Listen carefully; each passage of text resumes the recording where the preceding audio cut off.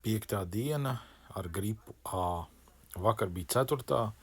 bet vakar galīgi negribējās filmēt, tāpēc, ka vakar bija viena no grūtākajām dienām, nosauksim to tā. Viss beidzās ar to, ka nācās izsaukt ātro palīdzību, jo nebija tāda medikamenta, ar ko varētu izlīdzēties, teiksim tā, jā. Sirdspuksti aizgāja tur virs 140 pukstiem minūtē.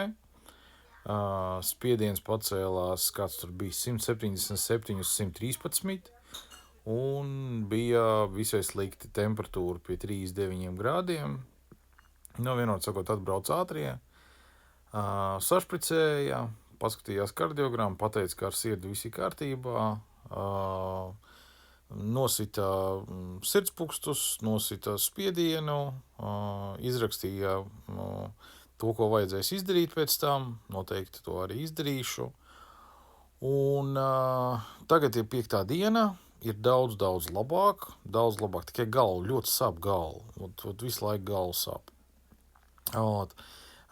Dzeru es zāles Temaflu, ļoti labi palīdz. Drudzis praktiski ir pagājis, laiku pa laikam tāda temperatūras viļņa nāk iet. Tas viss būtu sīkums, viss trakākais ir galvas sāpes.